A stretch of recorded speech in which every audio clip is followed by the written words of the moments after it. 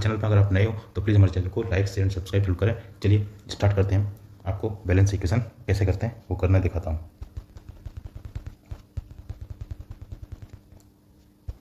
Okay दोस्तों, पहला example लेते हैं। फर्स्ट एग्जांपल हम देखो, एग्जांपल लिया हमने, क्या है, NH3 प्लस O2, ठीक है, और यहाँ पर है NO प्लस H2O, ठीक है। ये हमको बैलेंस करना है ना, हमको इसको बैलेंस करना है। तो अब आप क्या करेंगे, आपको देखो, आपको मैं ABCD मेथड बताता हूँ, आपको उससे क्या करना है, आप इसको कंसिडर कर लीजिए। यहाँ पर आप लिख दीजिए A, इस B, इसके आगे लिख दीजिए B, और इसके आगे आप लिख दीजिए C, और आपका D कौन सा हो जाएगा, ये D हो गया, ठीक है। आपने ABCD डिनोट कर लिए, ठीक है। अब हमको क्या करना है, 1 बाय 1 हम सॉल्व करेंगे। पहले हम नाइट्रोजन के लिए देखेंगे, N के लिए, ठीक है। तो पहले मैं N की बात कर लेता है कि N के लिए पूरी क्लियर कर लेते हैं। तो N को हम क्लियर करेंगे पहले। तो देखो अब मैं क्या लिखूंगा N के लिए, अगर मैं देखो, ठीक है, N के लिए लिखना पड़ेगा। तो N कितना, यहाँ पे कुछ नहीं तो 1 है, तो 1 इंटू ए होगा, 1 इंटू ए होगा तो कितना हो जाएगा, ए ही होगा। तो यहाँ पर क्या लिखूंगा मैं, ए, ठीक है। फिर और देखो और कहीं N है क्या, यहाँ पर इस N में और कहीं N है, एक तो ये N है, और फिर डायरेक्ट फिर यहाँ पर है ये वाला N, यहाँ है ना, तो फिर इसके इक्वल में लिखेंगे फिर। तो A इक्वल टू हो जाएगा, चलो अब N कितना है, यहाँ पर भी 1 है ना, 1 है, तो यहाँ पर मैं क्या लिख दूंगा, 1 इंटू N करेंगे तो क्या हो जाएगा, C। मतलब कि देखो यहाँ कुछ नहीं तो 1 है, 1 इंटू अगर C करेंगे तो C तो होगा, ठीक है। तो ये हो गया एक C, ये हो गया आपका फर्स्ट पार्ट, ठीक है। N का तो हो गया क्लियर। अब बात करें अपन हाइड्रोजन की, H की बात करूँगा मैं। अगर मैं H की बात कर लूँ आपसे, तो बताओ H कहाँ का, पर ये रहा। तो H का नीचे 3 है, अगर कोई वहाँ पर 3 है तो 3 आपके आगे कितना लग रहा है, 1, सॉरी A लग रहा है, तो 3A हो जाएगा, ये हो जाएगा 3A इजिकल टू, बताओ H यहाँ पर कहीं है, इस वाले पार्ट में नहीं है ना। अब H कहाँ पर, यहाँ पर है कितना है, लेकिन किसके, 2 है, और 2 के सामने कौन है, D, तो 2D हो जाएगा। ये 2 इसको मल्टीप्लाई करते हैं, मुझे ध्यान, नीचे जो नंबर होता है उसको ऊपर से मल्टीप्लाई करते हैं, तो ये हो जाएगा आपका 2D, ठीक है। ये लो, और H कहीं है नहीं तो इक्वल टू में आ जाएगा, ठीक है दोस्तों। चलिए अब बात करते हैं ऑक्सीजन की, O के लिए। अब बताओ O यहाँ पर है, ये रहा, इसको करेंगे हम, कितना हो जाएगा, 2B हो जाएगा। तो देखो यहाँ लिख दूंगा मैं 2B, और तो कहीं है नहीं इस साइड में। अब इस साइड वाले पर बात कर लेता हूँ, इसमें 2 जगह है, तो एक बार तो क्या है, एक बार तो 1 ही है, यहाँ पर कुछ नहीं तो 1 ही है, तो कितना हो जाएगा, C हो जाएगा, केवल C, 1 इंटू C का हो जाएगा प्लस, और तुम्हारा दूसरी जगह कितना है, O, यहाँ पर भी केवल, ये देखो O ये रहा, O और D है, यहाँ पर कितने बार 1 टाइम है, तो यहाँ पे केवल 1 इंटू D करेंगे तो क्या हो जाएगा, D हो जाएगा, ठीक है। चलो ये हो गया अपना कंप्लीट, यहाँ तक कोई डाउट है, ठीक है, यहाँ तक समझ आ गया आपको। अब आपको क्या करना है, अब आपको बेसिकली क्या करना होगा, अब आपको जो कॉमन हो, सबसे ज़्यादा बार आ रहा हो, उसको बस आप 1 मान के रख लो।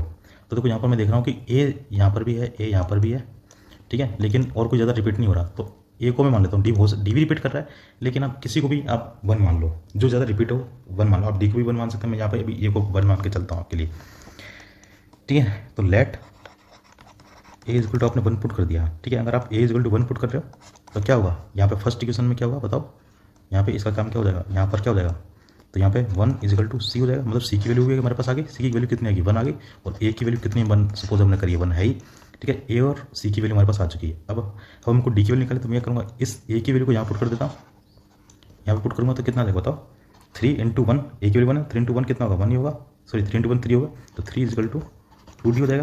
तो D इजिकल टू बताओ कितना आ जाएगा, 3/2 इजिकल टू किसके हो जाएगा, D के, ये लो 3/2 हो गया D की वैल्यू। चलिए अब आपके पास D की वैल्यू भी आ गई। अब देखो इस इक्वेशन में मैं वैल्यू पुट कर दूंगा, P के लिए निकालनी है, तो ये लो 2B बराबर, C की वैल्यू भी हमारे पास कितनी है, 1 है, आपको पता है, और D की वैल्यू भी हमारे पास कितनी आई, 3/2 ये आ गई, ठीक है। अगर आप इसको सोल्व करेंगे, यहाँ पे कुछ नहीं तो 1 लगा दूंगा, तो ये कितना हो जाएगा 2, और ये कितना हो जाएगा 2 + 3 हो जाएगा, है ना। तो इजिकल टू ये कितना हो जाएगा 2B, तो 2B बराबर कितना हो जाएगा 5/2 हो जाएगा। तो B इजिकल टू बताओ कितना हो जाएगा, अगर इसको आगे सोल्व करेंगे तो क्रॉस मल्टीप्लाई कर लेगा, तो B इजिकल टू हमारे पास जो होगा वो हो जाएगा 5/4 हो जाएगा, कितना हो जाएगा 5/4। तो अब हमारे पास देखो सबकी वैल्यू आ गई, ABCD की वैल्यू आ गई, देखो A की, C की ये रही, A की वैल्यू ये रही, D की ये रही, और B की ये रही। यहाँ तक कोई डाउट नहीं होना चाहिए बस आपको, बस अब हमारा पूरा काम वैसा हो चुका है, अब कोई दिक्कत नहीं आएगी, बस अब इसको मैं बैलेंस कर दूँगा डायरेक्ट, ठीक है। तो ये यहाँ तक आपको पार्ट समझ में आ गया। अब मैं पहले आपके लिए इसको ढंग से समझाने के लिए मैं इसको एक बार क्लियर कर देता हूँ। इसमें A B की वैल्यू जो है एक जगह सही लिख देता हूँ, ठीक है। यहाँ तक आप इसका स्क्रीनशॉट ले लीजिएगा, ठीक है। देखिए अब हमको बस ABCD की वैल्यू से मतलब था, हमने ABCD की वैल्यू तो यहाँ से निकाल ली है ना। अब मेरे को ABCD की वैल्यू क्या करनी है, इसमें पुट करनी है ना। तो देखो मैं पहले यहाँ पे आपको ढंग से और बता देता हूँ एक बार,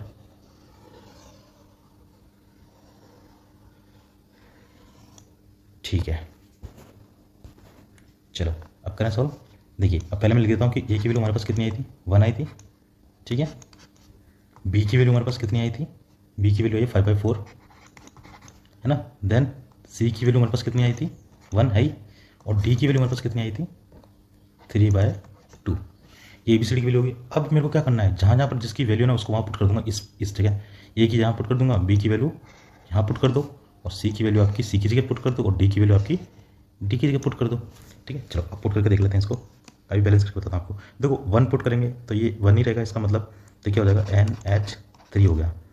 प्लस अब बी की वैल्यू कितनी है, 5/4, तो ये लो 5/4O2 हो गया। देन उसके बाद में अब सी की वैल्यू कितनी, 1 है, तो यहाँ पे कितना कोई मतलब नहीं है, NO ही रहेगा। प्लस डी की वैल्यू मेरे पास कितनी, 3/2, ये लो 3/2 और ये H2O। यहाँ तक बिल्कुल क्लियर हो गया। अब देखो अब ये देखने में अच्छी नहीं लग रही ना, 5/4 और ये 3/2, तो इसको क्या करेंगे, इसको हटाने के लिए हम क्या करेंगे, यहाँ पर अगर मैं आपसे बोलूँ कि आप इस पूरी इक्वेशन में अगर आप 4 से मल्टीप्लाई कर देंगे तो आपका हो जाएगा। क्योंकि देखो अगर आप देखो मैं बताता हूँ, जो 4 है ना उससे मल्टीप्लाई करना। देखो अगर आप देखो मेरे हिसाब से, अगर आप जैसे आप 2 को करते हो तो देखो 2 से करोगे तो फिर यहाँ पर 2 से 4 कितने बार कट जाएगा, 2 टाइम्स, तो फिर से डिवाइड में रहेगा ना। इसलिए मैं बोल रहा हूँ हमको कंप्लीटली डिवाइड करना है, इस डिवाइड को पोर्शन को हटा ही देना ना। तो हम क्या करेंगे, 4 से मल्टीप्लाई करेंगे। तो 4 से पहले मल्टीप्लाई तो किया कितना हो जाएगा, 4NH3 हो गया, ठीक है। प्लस 4 से 4 कटा हो गया तो यहाँ पे क्या बचा, 5O2 हो गया। और फिर यहाँ पे कितना हो जाएगा, 4NO हो गया। प्लस ये 2 से 4 कितनी बार कट गया बताओ, 2 टाइम्स, और 2 × 3 हो जाएगा, 2 × 3 6, तो यहाँ पे हो जाएगा 6H2O। ये लो, ये हो गया हमारी इक्वेशन पूरी बैलेंस्ड। अब बताओ इसमें कोई डाउट है आपको, ठीक है। अब देखो मैं इसको चेक भी कर देता हूँ। देखो नाइट्रोजन कितनी है, 4 है यहाँ पर हमारे पास, तो देखो यहाँ पे भी नाइट्रोजन कितनी है, 4। अब हाइड्रोजन कितनी है ना, हाइड्रोजन देख लेते हैं, 4 × 3, 4 × 3 12 हाइड्रोजन है। तो यहाँ पर भी देख लो 6 × 2 = 12 होता है, ये भी हो गया, हाइड्रोजन भी फिक्स हमारी। ऑक्सीजन देख लें, 5 × 10 हो गया, ठीक है। तो ये देखो ऑक्सीजन देख लो, ये तो 4 हो गए यहाँ के, ये NO है ना, एक तो ये 4 हो गई और एक ये वाली आपकी 6 हो गई, तो ये भी 10 हो गया बैलेंस। तो ये क्या हो गई, बैलेंस्ड हो गई, ये बैलेंस्ड इक्वेशन है। आया समझ में, कितना अच्छा मेथड बताया मैंने आपको, ठीक है। बस एक बार प्रैक्टिस करनी है इस पर, आपका पूरा कंसेप्ट क्लियर हो जाएगा, इसमें कोई दिक्कत नहीं आएगी आपको बिल्कुल भी। आगे समझ में, चलिए तो अब आपको ये समझ सकता हूँ मैं कि आपको ये वाला एग्जाम्पल जो है बहुत अच्छे से समझ में आ गया होगा, क्लियर हो गया होगा, इसमें कोई डाउट वाली बात है नहीं, ठीक है। नेक्स्ट एग्जाम्पल आपको बता देता हूँ एक बार आपको।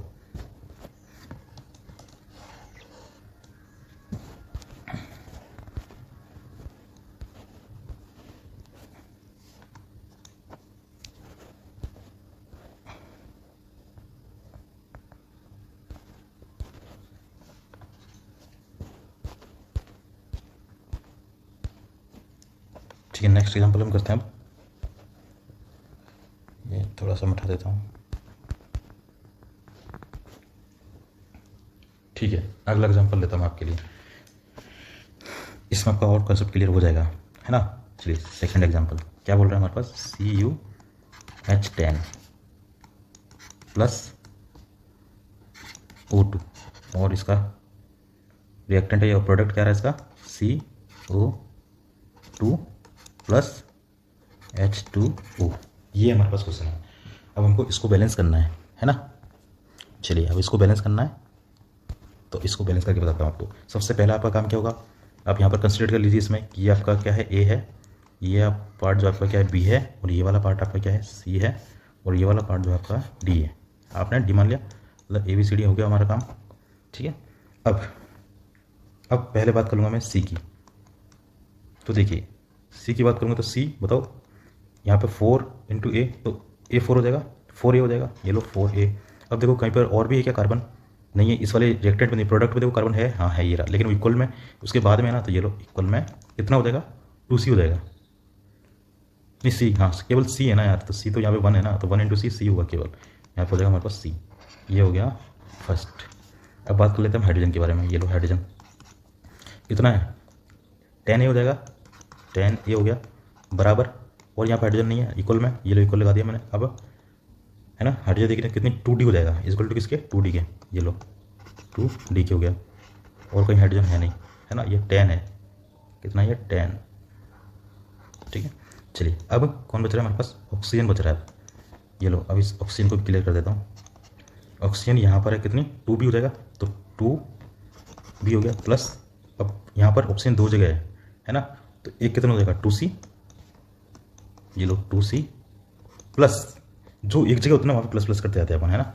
अब ये यहाँ पर और है भाई, और भी है वो कितना, केवल सिंगल बार है, ये देखिए सिंगल है, तो सिंगल है तो 1 × d करेंगे तो d होगा केवल, यहाँ पे ये लो d हो गया, ये लो कंप्लीट हो गया हमारा, ठीक है। ये इक्वेशन बन गई। अब आप खुद देख लीजिए यहाँ पर कौन कितनी बार रिपीट हो रहा है, यहाँ पर भी a रिपीट हो रहा है ना, और d रिपीट हो रहा है। आप किसी को भी मान सकते हैं, तो यहाँ पर मैं a को 1 मान लेता हूँ, किसी को भी 1 मान लेना है, ठीक है। तो लेट a = अगर आपने 1 पुट करा इस सभी जगह, है ना, तो देखिए अब क्या होगा, फर्स्ट इक्वेशन में इस वाली में इसको सॉल्व करता हूँ तो यहाँ कितना हो जाएगा बताओ, 4 × 1 करेंगे = c, तो c = कितना हो गया, c = तो 4 हो गया, और a = 1 है ही, 2 चीज़ आ गई हमारे पास। अब a की वैल्यू अगर आप यहाँ पुट कर दोगे, ठीक है, तो कितना आंसर आ जाएगा हमारे पास, 10 × 1 10 हो गया, तो 10 = 2d, तो d = बताओ कितना हो जाएगा, ये 2 से 10 डिवाइड कितने बार 5, तो d की वैल्यू हमारे पास कितनी आ गई 5 आ गई, ठीक है। अब ये d की वैल्यू है, इसको मैं देखो यहाँ पुट कर देता हूँ, और c की वैल्यू कितनी 4 है, ये लो ये c की वैल्यू 4 है, मैं c की वैल्यू को यहाँ पुट कर दूँगा c की जगह पे, और b की वैल्यू मेरे पास अब आ जाएगी, तो b की वैल्यू कैसे निकालूंगा बताओ, 2b = 2 × c, c की वैल्यू कितनी 4, ये लो 4 प्लस d की वैल्यू कितनी 5, इसको मैंने सोल्व कर लिया, कितना हो गया 8 + 5, यहाँ पे कितना होगा 2b, तो b = कितना होगा बताओ, ये 8 5 13 होते हैं, तो 13, और इसका जो 2 है वो नीचे डिवाइड में जाएगा, तो ये लो 2, हमारे पास वैल्यू आ गई है किसकी, ए की भी आ गई, बी की भी आ गई, सी की भी आ गई, और डी की भी आ गई। यहाँ तक बिल्कुल क्लियर। अब क्या करना है, बस काम खत्म। अब हमको क्या करना है, इनकी जगह इसको पुट करना है, ठीक है। तो अब यहाँ तक आप स्क्रीनशॉट ले लीजिए इसका, है ना, यहाँ तक अब आप स्क्रीनशॉट ले लेंगे, देन मैं आपको बताता हूँ इसको पुट करके।